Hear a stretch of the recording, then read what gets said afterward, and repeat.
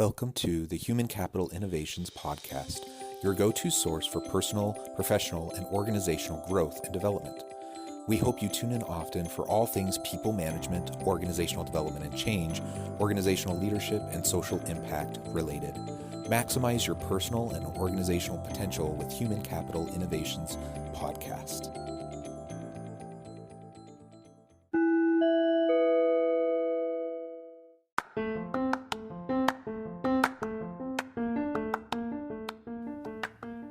Welcome to the Human Capital Innovations Podcast. In this HCI podcast episode, I talk with Ambrose Blofield about aligning core values with the way you operate your business.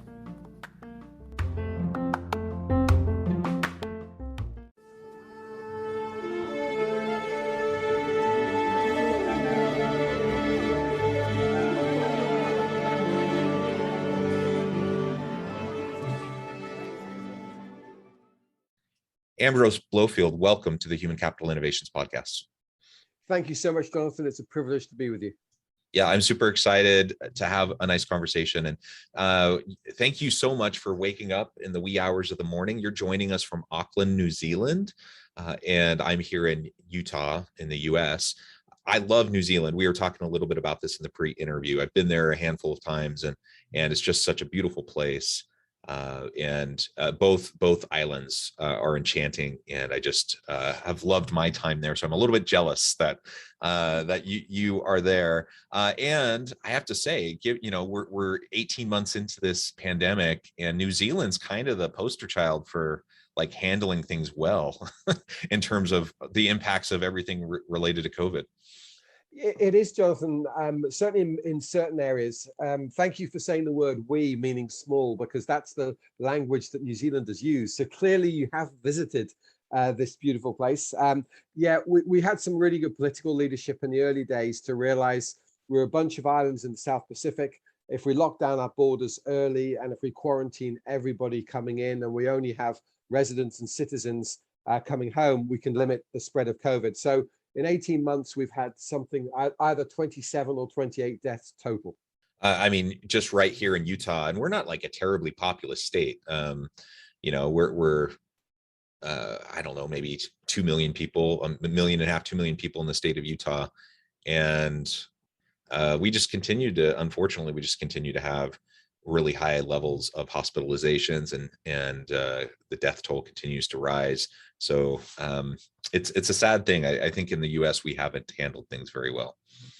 Yeah, it's interesting, and maybe we'll get to this as well. It was a good demonstration of really clear leadership by our Prime Minister 18 months ago. And I think this is one key lesson I've shared with my clients around the world, is that she did explain why she was locking us down. And so it was really, really simple. As you know from New Zealand culture, family is really at the heart of a lot of the culture of New Zealand. Everything's about family. And part of that is respecting the elders. And that particularly comes from the indigenous population, the New Zealand Māori, where they have a principle of it takes a village to raise a child. So similar to a lot of European countries around the Mediterranean, or a lot of Hispanic countries, actually, in Far East countries, where 3 generations work closely together. She said to us all, I need the whole team of 5 million to get together on this. And we're doing it to protect our elders. And so that's your old school teacher, your old school principal. That's your grandparent down the street. It's the old neighbor you wave to. That's who you're protecting by staying home. And New Zealanders then get on board with that, because we're very culture driven in this nation, very values based. And people understand family. We understand the importance of the 3rd generation. So it was partly driven through respect of elders that people stayed home when we were locked down. Well, yeah, that's really great context. And it does actually feed well into the topic of our conversation today. We're going to be focusing on aligning core values with the way we operate our business. And certainly, I think that's manifest in, the political realm in New Zealand in terms of dealing with COVID, as you just mentioned. As we get started, I just wanted to share Ambrose's bio with everybody. Ambrose Blofield is one of Australia's leading trainers and speakers in sales, marketing, and business growth. He has both top-class academic and experience-based knowledge from working at many leading international companies. Having completed the highest rated bilingual business degree in the UK, he was one of only 15 applicants chosen from over 3,000 to join Procter & Gamble UK on their prestigious graduate program. He then worked for Australia's leading recruitment company, where he achieved double the average sales growth for his team. He then joined the world's leading financial recruitment firm, Robert Half International, after a 2-year contract in business development for New Zealand's leading engineering consortium, where he brought in over 100 million in project sales opportunities from scratch. Ambrose then joined his wife, Jo, in 2005 at the marketing company, where he found his true calling in helping businesses grow. Now dedicates most of his time to its sister company, the Sales Mastery Company, the focus being on developing world-class business-to-business salespeople and sales managers. Ambrose has delivered training in person in 10 different countries, while his online training has helped over 15,000 businesses in 20 countries across 6 continents, making over $2 billion in additional sales. Ambrose is a dynamic, passionate, and professional trainer and speaker whose energy is contagious. Giving is one of his core values, which has seen him active with the christmasbox.co.nz, a local soup kitchen, and helping over 1,500 businesses worldwide for free, helping them adapt to the changes brought about through COVID-19.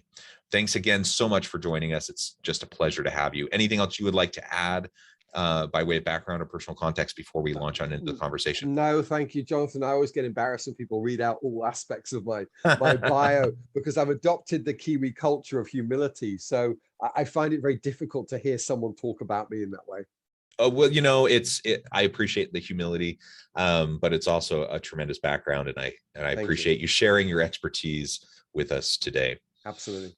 So, as I framed in the outset, we're going to be talking about aligning core values. Now, one of your core values is giving. And so at the tail end of your bio, there's a little bit about that. Why don't you tell us a little bit more about some of those core values that you have, and then how those have translated into how you've run the businesses you've been involved with. And then we can zoom out and talk more generally about how leaders can approach doing that within their own organizations. Absolutely. Perfect structure. I love that, Jonathan. And values is something I'm incredibly obsessed of. If I may, I'm going to talk about it in 3 ways. I guess my first exposure to core values. Then I'll talk about how my wife and I, she started this business we now run in 2004. I joined her in 2005. I'll talk about how we used core values in those early days. And then I'll talk about how we've evolved core values now that, coming up 20 years of working with them. So my first exposure to core values was actually being recruited by Procter & Gamble, obviously out of Cincinnati, Ohio, global best company in the world for consumer goods. At the time, just behind Rubbermaid, they were the second most respected company on the planet. And I had a friend whose father worked for them in Europe. I actually was raised in Switzerland, in Geneva, where the United Nations is and the World Health Organization. And can I just interrupt for a second? Sure. Because man, you're just making me even more jealous. Geneva is also such a beautiful and fascinating place. It is a beautiful place. Yes, absolutely. And then of course, you'll get even more upset when I tell you that my international business degree had me for 3 years in the UK, but 1 year in Grenoble in France, in amongst the Alps. So I had to suffer my way through 38 days of skiing while also completing 100% in French. A French business school, and then I know you've traveled, Jonathan. I then, having quit Procter & Gamble, I did have to live in Sydney for 4 years while the Olympics was going on. Fell in love with my now wife, and we lived this incredible life. So I won't mention the 42 or 44 countries I've visited. That's for another discussion, Jonathan. How fun.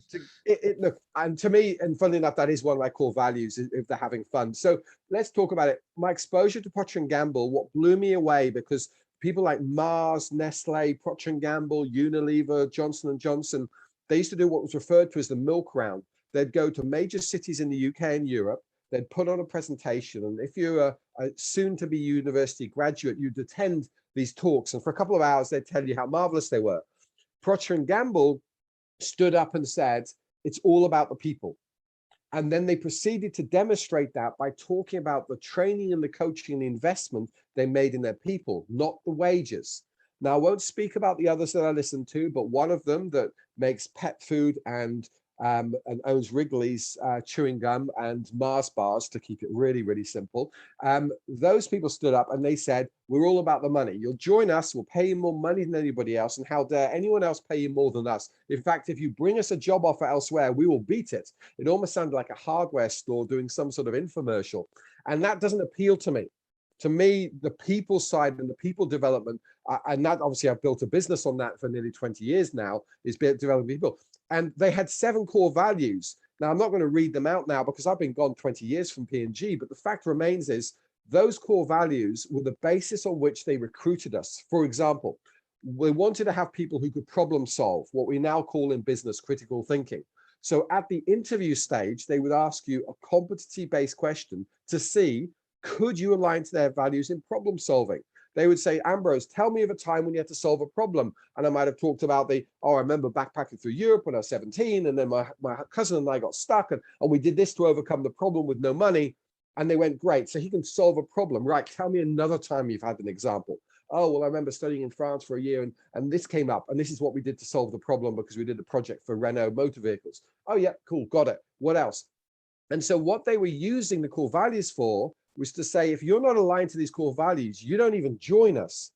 Now, that's something I've taken with me because a lot of our clients are more small to medium-sized businesses. So I often get to work with the business owner. And when they say to me, what's your number one principle around recruitment? And I go, don't hire anyone who's not going to be aligned to core values, because 2 outcomes are the only ones that will happen long-term. Either they will self-select out of your team and business, or you'll kick them out. And as I've said to people over many years, and as you mentioned, I've trained about 15,000 businesses now, it hasn't ever not been the case. If someone comes in who is not aligned to the core values, or someone who you inherit in your team doesn't align to those core values, you're not going to promote them because they don't exhibit the right behaviors. They will cut corners, and either they'll jump out or you'll kick them out. And it's absolutely non-negotiable. So, so that's, I guess, my exposure. Go ahead. Can we just, maybe it's implicit in what you're saying, but to make it really explicit, that is really harmful to organizations when you bring people in that don't fit with the core values. Now, whether you kick them out or they self-select out, regardless, that turnover is incredibly costly. It has negative impacts on the team dynamics and the productivity and the innovation of the organization. And so it's very smart that they took that approach in terms of hiring towards core values. And they saw perhaps sooner than was kind of typical. And nowadays, I think more people get the core values issue, whether or not they actually put it into practice or not. But Procter and Gamble kind of let out, right? In terms of really making that a key point. Mid-90s, right? So, I was exposed to them in the mid-90s because I'm old. For them to have had it so ingrained into it suggests that they had it in place for a decade or 2 before that. So I'm guessing that P&G, I could confidently say, by about the 80s, they'd kind of nailed it. Now, at that stage, keep in mind, they were by the mid-80s, they were probably 130, 140 years old. So they'd learned their lessons. They were already in 190 countries. So they'd certainly developed over time, a little bit like your podcast is in over 100 countries. They'd done good and lived by that. And I guess they'd played around with it. The thing that I thought was amazing was when you did quarterly progress reviews or quarterly performance reviews with your manager and their manager, the nature of the structure of those was also aligned to the same 7 core values. So it was the case of you couldn't get in without them, but you couldn't stay without them because they wouldn't sit down and go, what's your knowledge? What's your GPS score? How many degrees have you got? That was to get through the door, to have a degree to get through the door. But the case was, we'll teach you what you need to know. We'll give you the skills, which they did. We'll give you the knowledge, but ultimately you need to bring your attitude and who you are as a person. And then we can shape you into what we need to shape you into. And I trusted that until my best friend moved to Sydney, or was about to move to Sydney, Australia via Auckland. And I thought, you know what? I've just got to go and live in Australasia. I'd fallen in love with people in this part of the world and the pace of life. So I aligned to my core values around fun and I've spent 20 years living in a place that's really fun.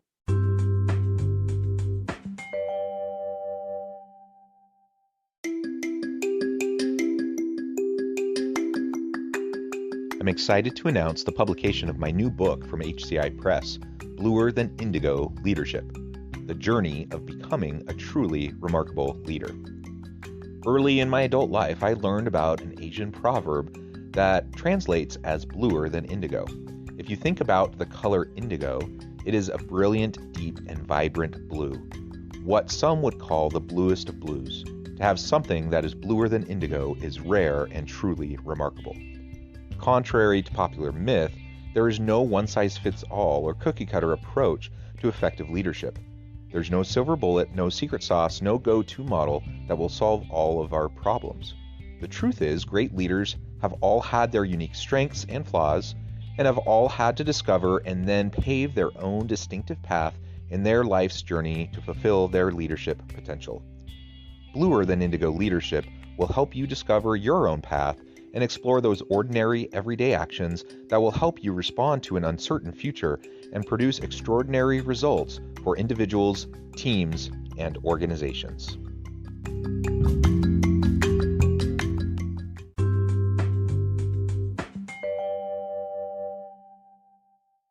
Yeah, well, I really love that. I mean, there's so much there that's just so important. One, you figured out for yourself what your core values were. I think that's super important. So having values alignment and value congruence between individuals and the organizations they're working for is really essential to having really dynamic teams and effective organizations that consistently, sustainably bring value to the marketplace. And so everything you just described, I think, really articulates that quite well. The P&G example of how they hired for core values also was, is really just a really prime example. We need to be able to do that more and more within our organizations.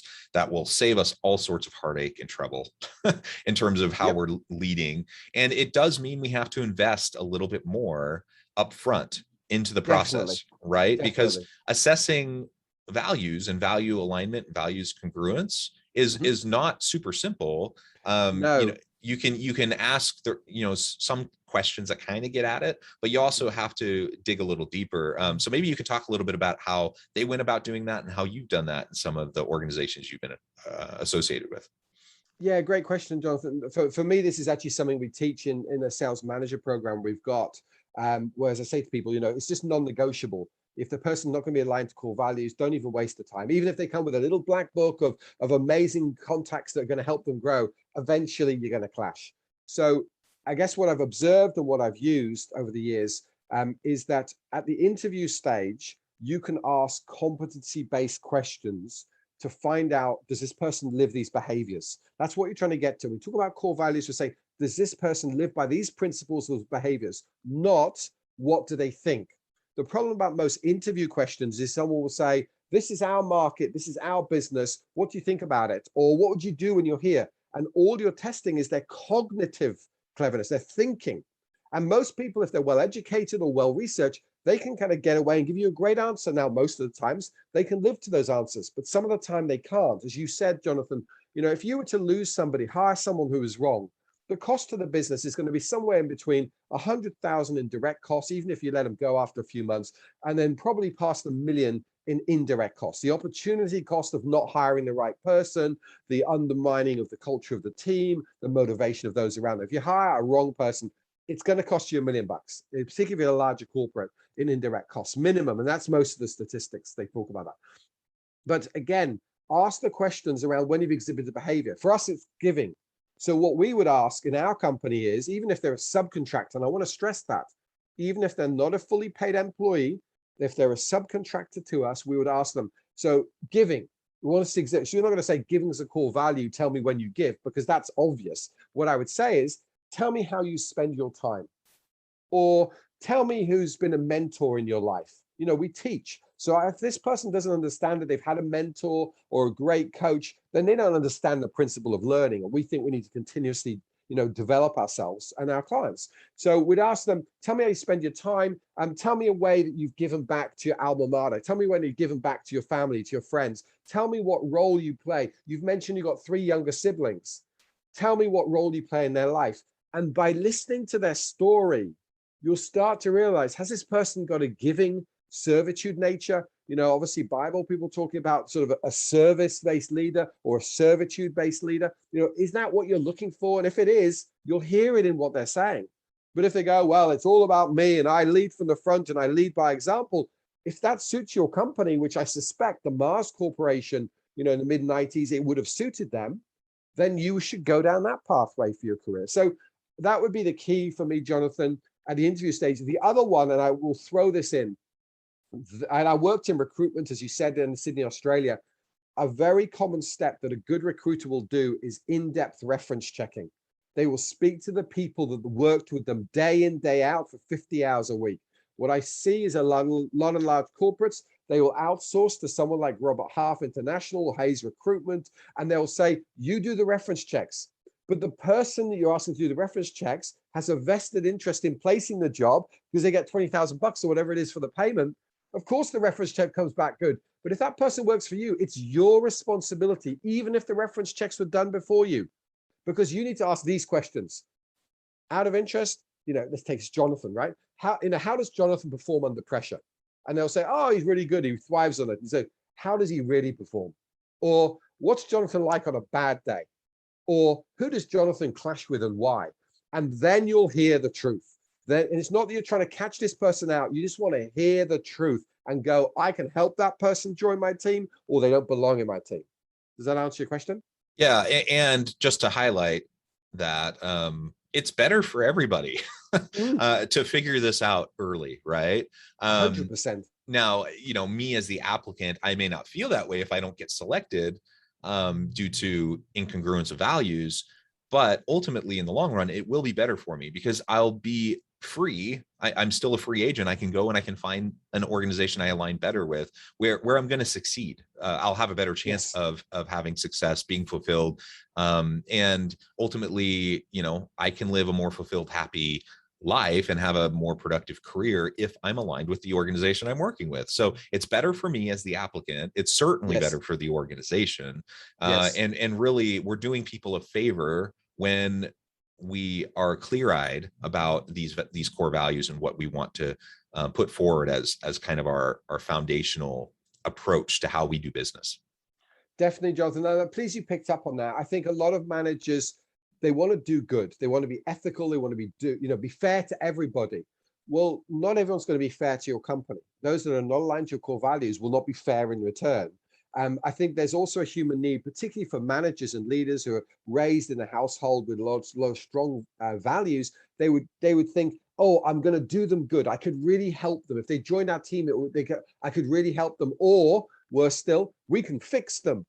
If we take this bad person who's got values of cutting corners or being unethical, if they're part of our moral and ethical team, that'll fix them. Well, you know what? If you want to fix somebody, go volunteer at the soup kitchen, go help out, go help kids on the street corner who maybe not have had the privileges that you've had. There's so many ways you can help the world, but do not run your business and your team like a charity. Be profitable, give to charities, sponsor charities, volunteer to charities, but don't run your team like it. Yeah, well said. And just bringing it back to what you were saying earlier, I mean, this is something that is being said from someone who has giving as a core value, who has servant leadership as a core value. So you're not just like some harsh, soulless, heartless capitalist. I'm the opposite. Absolutely. I mean, in as you said before, what I'm most proud of in the 17 years of us owning and running this business together, because even before I joined my wife full time, I was obviously doing extra work in the setup year of that. For us, what I'm most proud of in the 17 years is the times we've given back. We had a deadly earthquake in Christchurch, New Zealand in 2011, where we lost 160 lives. And that's a lot for a country of 5 million. And my wife used to live in Christchurch. She had friends whose sort of houses were flooded and wrecked and everything else. And we put together a concert 5 weeks later in our province of Taranaki, New Zealand, to raise money for Christchurch. It was the main fundraiser. That's probably my most proud moment in business, was that we had time and the skills to do that. When COVID hit, we lost 65% of our income because no longer could I travel 100 nights a year away from New Zealand. And a third of our business is online training and coaching. So we had enough to keep going, but a third of income versus, the other 2/3 we lost overnight tested us. But last year, our goal was, let's work out what minimum money do we need as a family to get through our year. And then essentially, how many businesses can we help for free? The number we hit was 1,500. And our church was fundraising as well. And we said, well, the rest of our money we'll give to the church, because the church was trying to have 20 million New Zealand dollars. So that's about 15 million US of impact into the community of Australia, New Zealand, South Pacific starting this year. So they needed to pay down their debt so they could essentially start giving away 15 million a year. And we believed in that cause, and we know that they can do a great job with soup kitchens and other things to do that. And so last year, even losing 2/3 of our income, we went back as a family, sat down our kids and went, kids, we've got skills. We can help people who can't afford help, to help them regrow their businesses so they can feed their families. We know how much we need to live, and we know what our church needs to raise. So if we just do those three things, and that was 9 months last year, it was one of the most enjoyable years with the least money in our bank account we've ever had. Yeah, and it really does highlight, what can bring the most joy and satisfaction in life, and stuff and things and money really isn't it. I mean, people need enough to survive, to meet their basic needs, to keep, Yes. shelter and food, and do those things. And that's super important. And that's, it sounds like one of the reasons why your family was focusing the way it was on giving back, even while you were in a time of need yourself. So that's tremendous. And again, all of this then feeds into how, hopefully we're running our businesses. Now, I'm not going to sit here and tell anyone else who's listening on what those core values need to be for you, but you need to stop and think and reflect and have conversations with your team about, what those core values are. If you already have some identified, are you living up to them? If you don't have any identified, what should they be, and what really gets at the heart of what you as an organization are doing and trying to accomplish. It's really important as a foundational component to any successful business that you are clearly articulate those core values, and then you find ways to really embed those elements throughout the organization, just like you were talking at P&G. So vitally important. And then once you do that, then you're in a position to make it part of the hiring process, the process of performance reviews and giving people promotions, and within a matter of just not too long a time, in a matter of a few years, you can start to see pretty tremendous cultural change within your organization as the organization comes into alignment with those core values. That's 100% right. That's a really great summary, Jonathan. I wish we had a lecturer like you at university. Of the 4 years I spent at university, no one ever summarized organizational behavior and core values like you just did. That would have saved me probably 3 years of the 4, to be honest. So I take my hat off to you. That's a brilliant summary. I guess I would also comment, if I may, you can have organizational core values. So if you're a large corporation with, say, 1,000 or more workers, you can have organizational core values. And then your team can have adapted core values for your team. I spend my time mostly coaching sales directors and sales managers and salespeople. And obviously those people are quite vibrant, pretty results driven. So, they could develop or evolve their own sort of team core values. Now, the key thing I want to stress here is you can have your team have subtly different core values, but they cannot clash with the corporate core values. Think of it like a big family. You can't have a cousin misbehave. So you cannot cut corners and clash, but you can have subtly team ones, because often what I get is I talk to, say, a sales manager, they might have 10 or 20 salespeople, and they go, oh, look, our team are not motivated by the core company values. I wish we could have our own. It's like, you can get your team to buy into them, clearly define them, talk about what is right behavior and wrong behavior to those values, but you cannot clash with the mothership. You can't clash with the corporate whole. If they complement, you can have your own ones for your team. Yeah, well said. Well, Ambrose, it has been a real pleasure. I'm noting the time, which has just flown by. I need to let you go and get on with your busy day. But I really appreciate all the insights, the wisdom that you shared. And before we close today, I wanted to give you a chance to share with listeners how they can get connected with you, find out more about your work, your organization, your team, and then give us a final word on the topic for today. Awesome. Thank you, Jonathan. And again, it's been an absolute privilege. I'd have happily sat here and listened to you, to be honest. So thank you so much. If they can spell the name Ambrose, which is A-M-B, then Rose like the flower, and then Blowfield, which is as in the wind blows and in the field like you run through, they can find me on LinkedIn. Alternatively, my main business is salesmasterycompany.com.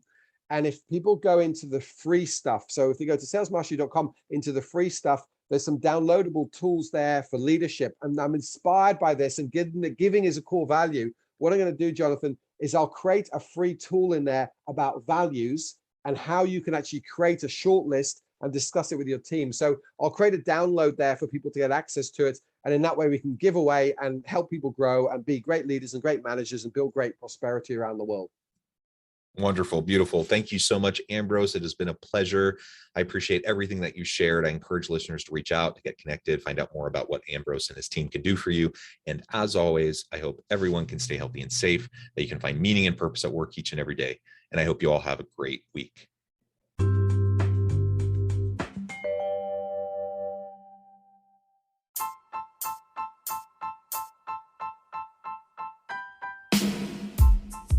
The alchemy of truly remarkable leadership.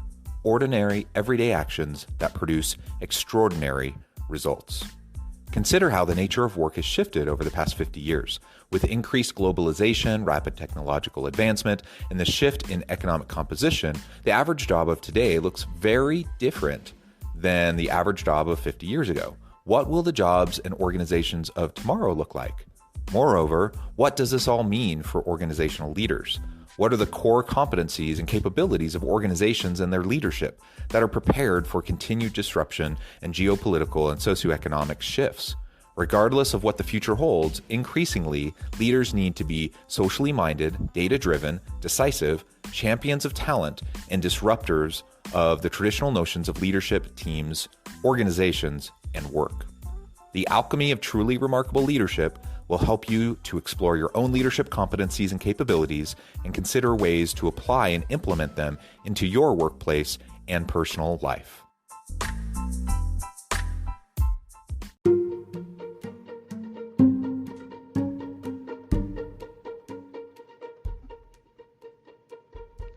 Check out Human Capital Innovations magazine, Human Capital Leadership.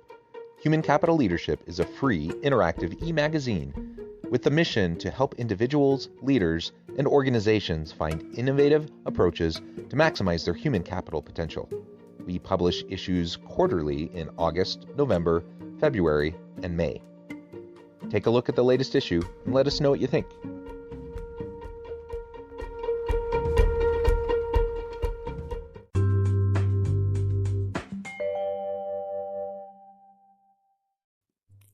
Thanks again for joining us for this episode of the Human Capital Innovations Podcast. I hope you stay healthy and safe and that you have a great week.